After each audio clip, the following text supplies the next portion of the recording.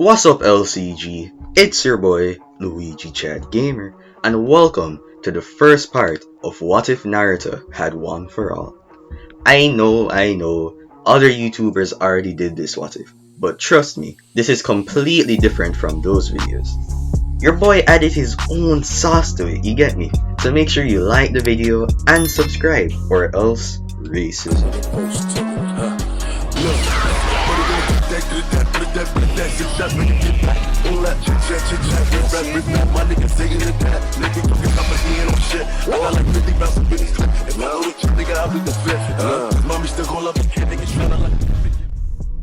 Alright, so how One For All is gonna work is that it was a technique that Hashirama and his wife made when he first became Hokage. The technique allows the user to pass on the current user's affinity chakra nature and Kekkei Genkai / main move to the new user.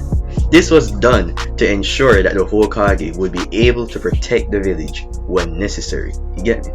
So, Hashirama passed it to Tobirama, Tobirama passed it to Hiruzen, and Hiruzen passed it to Minato. And with that said, we can now begin the What If. So the story begins with Obito summoning the Nine Tails into the village. It starts to destroy the village as commanded. Minato teleports Kushina and Naruto away and then teleports back to Obito. Minato then activated One For All and started to glow. His hair spiked up and sparks started to come off of it. He then blitzed Obito even faster than in canon and broke the contract between the Nine Tails and Obito. Minato then weaved hand signs at a speed that only the top tier ninja can even comprehend, and wood began to sprout out of the ground. The masked man was shocked by this because he was completely unaware that Minato had wood release. This ended up catching him off guard and he got restrained by the wood and was unable to move. Madara Uchiha, I won't allow you to cause any more harm to this village. I will admit, you caught me off guard, Minato Namikaze, but unfortunately for the both of us, things never go as planned in this accursed world. The masked man then started to warp away using a jutsu Minato never had seen before, and he disappeared before Minato could even react. Minato realized that the masked man chakra was gone, so he decided to teleport to the Nine Tails to end the invasion.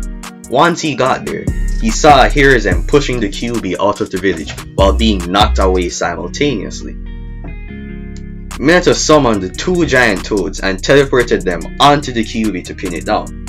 After assessing the situation, he decided that the best thing to do was to try and reseal the QB, so he promptly teleported to Kushina and Naruto and brought them to the battlefield. Kushina used her sealing chains to restrain the Nine Tails while Minato prepared the Reaper Detsu. Minato then sealed half of the Nine Tails into himself, but before he could seal the other half, the masked man reappeared in front of him. He swung at Minato using his chains, but luckily Kushina jumped into the way and protected him, and ended up being dragged away by the masked man. Fortunately for Minato, he had placed a seal on Kushina, so he was able to teleport to him and grab her away from the masked man. Hiruzen and his ambush squad saw this and chased after the masked man, pushing him away from the QB. Kushina started to lose consciousness. You have to understand, she just gave birth and she got the Nine Tails ripped out of her, so she's on a very fine line right now. And as a result of that, the chains on the Nine Tails started to loosen. The QB saw this as an opportunity and struck at Naruto so that he didn't get sealed, or so that he didn't finish get sealed or whatever yet. Both Minato and Kushina jumped in the way to protect Naruto the moment they saw this, and ended up blocking the attacks with their bodies. Kushina sustained way too much damage and ended up dying from this attack. Minato saw his wife's lifeless body and got enraged. This man was mad, bro. Like, you know, after you just got 100 to 0 infinite combo in a game, yeah, that's how Minato was feeling right now.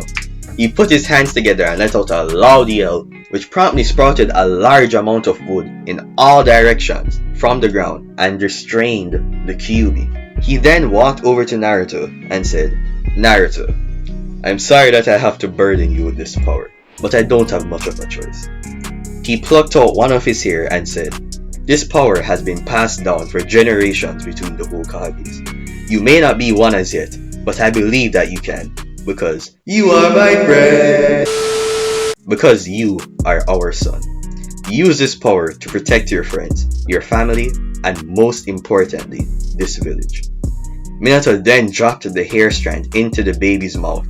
Pause, which the baby proceeded to swallow. Pause! Naruto's veins then started to glow and his hair spiked up with the electricity coming off of the end. Sorry that I don't have the time to teach you how to use the power, but I'm sure you'll figure it out soon enough. I'll be waiting for you. Minato then sealed the other half of the Kyuubi into Naruto and fell over and died. Cause yeah, he man got donuted, bro. He can't. Which character you know got donuted and lived to tell the tale? It's unfortunate, but so it goes sometimes. Hiruzen and his ambush squad returned to the scene after the masked man used the same jutsu to warp away again. The only things they saw were the pair's lifeless bodies and Naruto still glowing and crying. 5 years have passed since the invasion, and we find Naruto just walking down a busy street in the village to find a nice place to eat at, you get me? He's hungry, so you're always gonna go get some food, you get me? Yeah, yes sir. He doesn't really have anything to do because Hiruzen is always busy, the villagers hate him, and all the children either bully him or avoid him, except for a few like Shikamaru and Choji, or who don't really care about the situation. For some reason, Naruto felt like someone was watching over him, but he just brushed it off as him feeling hungry. Naruto reached the end of the street and was about to turn the corner when he heard a loud voice behind him scream, "Jump now!" Suddenly, the big older bully who always picked on Naruto at every chance he got, jumped from behind a wall and landed on Naruto. Pause. Pinning him down to the ground. Pause. 3 other kids jumped from behind the wall, and a kid walked up to them from the direction the voice came.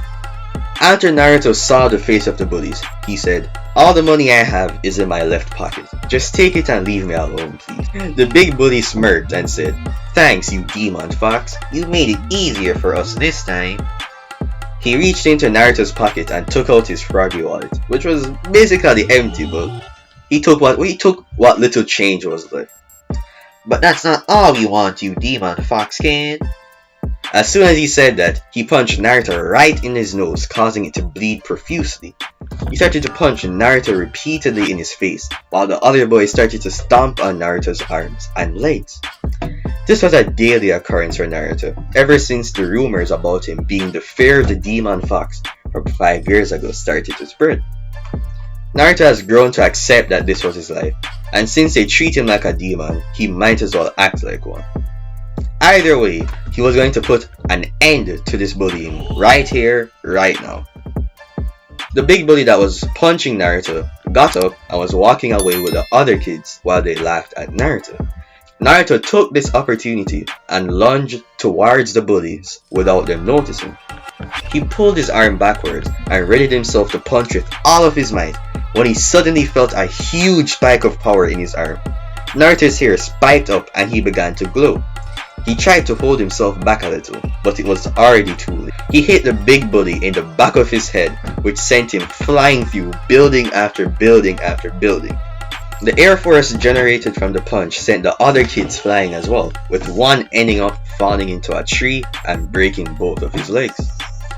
Naruto was just shocked to see this power he just displayed. He started questioning himself. Was he really the demon fox? When he suddenly felt an excruciating amount of pain in the arm he punched with. He looked at his arm and saw that it was so battered and bruised that it was an entirely different color. After sustaining this much damage, Naruto fell over and was struggling to stay conscious. As he was fading out, he heard voices around him. Someone informed Lord Third of what happened immediately. "I will bring him to the Ambu base for medical treatment. I won't watch my mentor's son die." As blurry as it was, Naruto was able to see some people he never met before with some weird masks talking. And the one said that he won't watch his mentor's son die? What does that even mean? Unfortunately for Naruto, the adrenaline he received had run out, and then Naruto passed out. The villagers had turned their attention to the noise to see what happened, but the only thing they saw were Ambu Ninja barricading the streets with smoke bombs, and a few evacuating the scene with some kids in tow. with some kids into it. Now that's kind of sus. I'm not gonna lie. That doesn't sound too right, bro. Just that's the side. You know, whatever. Yeah, whatever. Naruto suddenly woke up in a bed he didn't recognize. Soon after coming to his senses, he realized that he was in a hospital bed. Memories began popping up in his head, but he vaguely remembered what happened. The memories were so vague that he was convinced that it was a dream. But then, there wouldn't really be a reason for him to be in a hospital bed, so clearly something happened. That's when he remembered a very key detail, one that he could never forget. The huge power he felt in his arm and the excruciating pain that came after he punched the bully. He lifted up his sheet and looked at his right arm, and to his surprise, it was completely healed. There were no scratches, no fractures, like nothing. It was like it never happened. Naruto was now even more convinced that it was a dream, and he decided to just lie back down because he still felt tired and hungry, and this bed was way more comfortable than the one he had at home. It was at that point that one of the Ambu ninjas stationed to watch over Naruto saw that he was awake. They decided to send a messenger bird immediately to inform Hiruzen of Naruto's awakening. About 3 hours later, someone began to knock on the hospital door. Naruto assumed that it was just his doctor, so he rolled over to face the door and told the person to enter. Hiruzen strolled through the door and Naruto was taken aback by this because old man Hiruzen only visited him at the beginning of each month to give him money for the basic necessities. Hiruzen took a stool he saw in the corner, placed it closer to the bed, and began to talk to Naruto. I take my eyes off of you for 2 seconds, and you hospitalize yourself? You really are a troublemaker, aren't you, Naruto? Naruto rolled over to face away from Hiruzen in embarrassment and mumbled no. Hiruzen continued. The doctor said it should have taken you 2 weeks for your arm to even be usable, but it looks completely healed to me. I guess that means you're just special then, right, Naruto? Well, anyways, do you remember what happened last week? Last week? Naruto shouted. Yes, Naruto, it's been a week since the incident. You don't remember what happened? Naruto rolled back over to face Hiruzen in disbelief and began to explain to him what he could vaguely remember. Well, if what you're saying is true, then those bullies got what they deserve. Well, maybe except for that one with the broken legs. It's not looking like he would be able to recover from that, but so you go sometimes. This surge of power you're talking about, it's rather concerning, he said as he began to stare at the ceiling. Hiruzen mentally noted that the seal on the QB might be weakening, so he should contact Jiraiya immediately. However, he was confused. The reports said that a minuscule amount of QB chakra had leaked out during Naruto's incident, which shouldn't have been enough chakra to cause this much damage. The multiple buildings were destroyed, and that road was basically unusable. He started to wonder if the QB chakra was really just that strong, or was it another power that he was unaware of as yet. Either way, if he wanted Naruto to grow up to protect the village, he would need Naruto to train his body to be stronger. He faced Naruto and began to talk again. Naruto, you are a very special child. You have a power that no one else could even dream of having. I want you to train your mind, body, and soul so that you can protect yourself, your family, and anyone who you hold dear from evil beings who only wish to cause harm. After hearing that, Naruto was essentially beaming with joy, because this was the first time anyone actually said something nice to Naruto, instead of calling him a demon fox kid and throwing rocks or tomatoes or whatever they had in their hand at him. And since he wanted to live up to these expectations, he gladly agreed with Hiruzen and even made a pinky promise with him. Great, I'm glad to see you're so excited.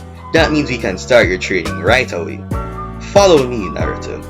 I'm gonna sign you out of this hospital because you have a lot to learn before we even enroll you into the Ninja Academy. The two left the hospital and went to begin their training. But guys, that is where I'm going to end the first part of What If Naruto Had One For All.